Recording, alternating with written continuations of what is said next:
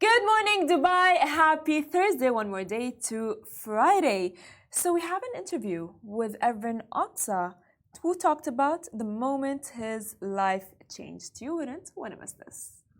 Welcome back to the Lovin Dubai show. Our guest today is Evren Ozka, founder of Mallet London, and everybody's nutrition. Get ready to be inspired as Evren shares insights from the fashion and wellness worlds. Welcome, Evren. Thank you very much. Hope you're having a great day. Yes, very good. We're excited to have you here. Thank you so much. How are you?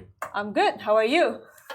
So, I have a lot of questions for you. Of course, I love nutrition myself. So, if you can share the inspiration behind launching the premium supplement brand, Everybody's Nutrition. So, it's kind of like it's kind of funny story. I kind of got into like sports and running by accident. So, before my lifestyle was kind of a little bit different. So, I was kind of like overweight, smoking a lot, drinking a lot. And I kind of got myself into a place where my mental and physical health was at an all-time low, basically. So I had to kind of get myself out of that. And the way I done that was by picking something I didn't like to do, which for me, it was running. I hate running. So I said, you know what, I'm going to run. So I started running and eventually by accident ended up getting into ultra running. And then, yeah, it just kind of went on from there. So the way the idea came about was like, how do I make some premium supplements at some affordable prices? And yeah, it's just been a journey since then. That's amazing because honestly, me myself, I love working out. So, if you can share with us your weight loss and cigarette addiction journey and what motivated you to take the step for growth? What was the breaking point? So, for me, since a young age, I've always wanted to be in business. So, I was like totally focused on that. And I was quite successful at a young age when I was like 25, 26.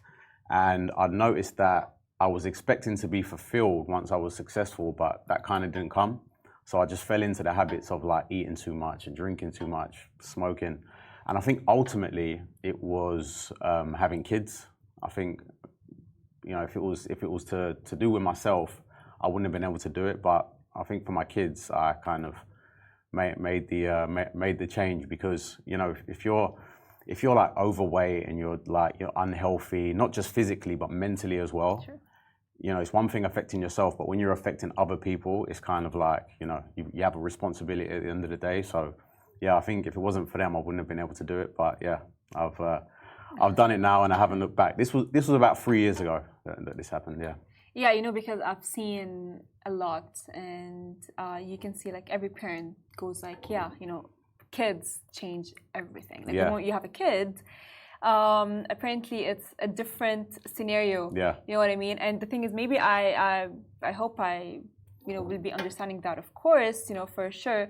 But like, it's just like amazing, and just like the fact that you literally just like changed all of that. So I would ask you, what motivated you to attempt the fastest crossing of the UAE on foot? Yeah. Covering approximately 650 kilometers and through all seven Emirates. Yeah. So I'm going to be attempting this on March the 5th. So yeah, I've been training for that for like a long time. So I've always been kind of pushing the boundaries. Mm-hmm. So when I got into running, like the furthest I'd ever run was like 3 miles, which is about 5 kilometers. So when I wanted to kind of change and like do my journey and, get off of the cigarettes and alcohol, it was like, right, how am I going to do this? So I was looking for like races to kind of get me motivated and inspired. But because of COVID, everything was cancelled. But the only thing I could find was this trail race, this 160 kilometer race. And I never even heard of this. I didn't know people could even do that. I didn't know that was possible for a person to do. But I had no choice and I had to change for my kids. So I kind of like got backed into a corner. Mm-hmm. So I was like, okay, I'm going to do this. 4 weeks later, I went to the race. Cut a long story short, 28 hours later, I finished the race. And that just kind of blew open the doors of what is kind of possible for a human being to do, because I was living my life that whole way, not knowing that I had this inside of me. And now all of a sudden, I'm able to like run these mad distances all through my mind, because my body was still, quite damaged over the years of abuse. But I was able to do it. So I've just been pushing the boundaries ever since. And yeah, what better way to push the boundaries than run across this beautiful country? Yes, I love how you connected the mind and your body together. Yeah, it's all about the mind for me. Really? Like, that's the only reason I do this. It's not for okay, it is for health to some degree, but Yes. it's all for my mind. So I run every single morning. Okay. I don't take any days off, and it's all for my mind. They say, they say the best way to start the day is to eat a frog. So like to Okay. do the thing that you don't like doing. So for me, that's running. So I wake up Wow. every morning, do the run, and yeah. So you guys is giving actually amazing advice because like, as well I am as well into the health journey and I love running and walking. You know what I Okay. mean? But at the same time, it's like I all the time find excuses Yeah. not to because like, oh yeah, I'm busy. Oh yeah, I wake up at this time. So I think you're an inspiration for me, Oh, thank which you. I think he should be for all of us. Yes. So how do you envision this record-breaking attempt aligning with the mission or message that you would want to convey through through your business? Okay, so the reason it's called Everybody's is because I believe that, I mean, it sounds weird to say, but I think anybody is capable of doing this stuff because it really is all in the mind.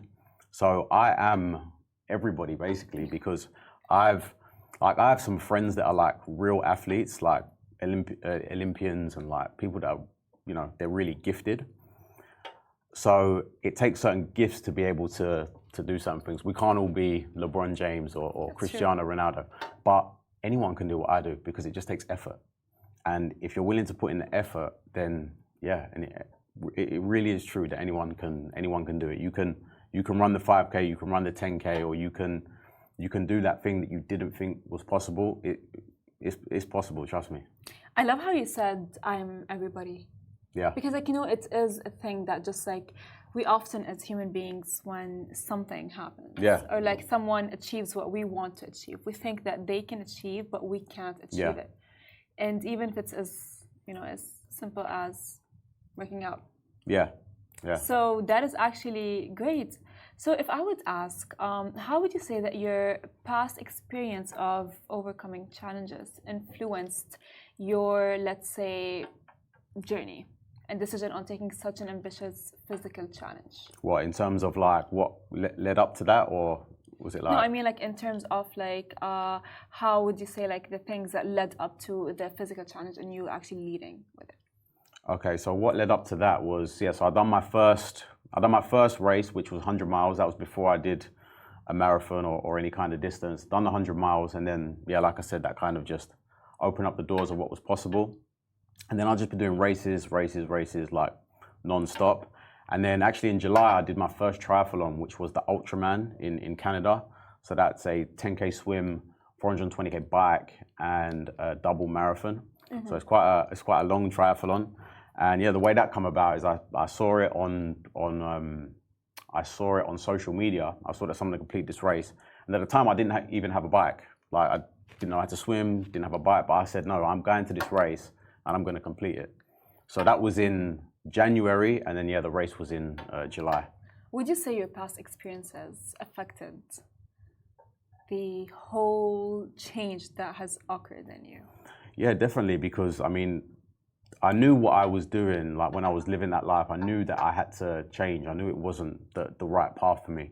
But from when I realized that to when I actually changed, it was a dark period of like, I want to change, but I can't kind of thing. So I just had to put myself in a situation where I had like no way out, no excuses. What is like what would you say like there was the ultimate something that happened that just like we were like, I'm done, I'm gonna change? I think it was just like the build up of everything, of it taking so long. And I think the moment that I realized it was going to affect the relationship I have with my kids, that was the moment where I said, okay, no, I'm not going to allow this to happen, because my father was a drinker, his dad before him was a drinker, and it kind of like got passed down. And I said, I'm not gonna pass this down to my kids. If they want to drink when they're older, that's fine, but I don't want them to do it because they saw it from their dad, That's actually very nice. So your kids changed everything. Yeah. And your kids were like your breaking point of like, you're like, everything to them, changing, which is actually beautiful at this point. So what is like, how would you, let's say, inspire others who, let's say, want to go into a healthier journey, whether it's mentally, physically, right? And they are finding a hard time. What is one advice you would give it to them? I would say just start small. And I think recognize as well that it's for your mind as much as it is for your body. I mean, nowadays with like social media and phones and all the rest of it, we don't really get a lot of time to think. So the moment I wake up, when my kids wake up, the day starts and it's 100 miles an hour. So it's getting them ready, taking them to school and all the rest of it. I have like a driver and stuff, but I like to take them myself. So I take them and then phones start ringing, emails and this and that.